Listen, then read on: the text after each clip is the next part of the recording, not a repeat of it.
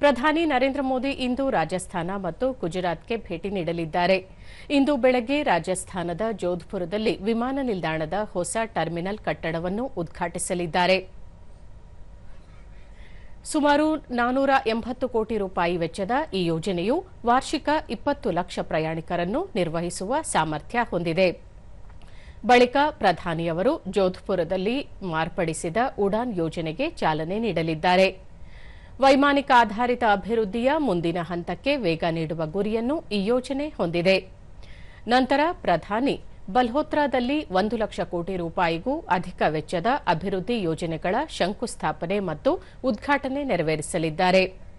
Petrochemicals, ನಗರ ಸಾರಿಗೆ, railway, ರಸ್ತೆ, ನವೀಕರಿಸಬಹುದಾದ ಇಂಧನ ಮತ್ತು ವಿದ್ಯುತ್ ಪ್ರಸರಣ ಯೋಜನೆಗಳು ಇದರಲ್ಲಿ ಸೇರಿವೆ. ಸಂಜೆ ಗುಜರಾತ್ನ ಸನಂದ್ನಲ್ಲಿ ಪ್ರಧಾನಿಯವರು ಸೆಮಿಕಂಡಕ್ಟರ್ ಜೋಡಣೆ ಮತ್ತು ಪರೀಕ್ಷಾ ಕೇಂದ್ರವನ್ನು ಉದ್ಘಾಟಿಸಲಿದ್ದಾರೆ. ಭಾರತದ ಸೆಮಿಕಂಡಕ್ಟರ್ ಉತ್ಪಾದನಾ ಪಯಣದಲ್ಲಿ ಈ ಕೇಂದ್ರದ ಉದ್ಘಾಟನೆ ಮಹತ್ವದ ಮೈಲಿಗಲ್ಲಾಗಲಿದೆ.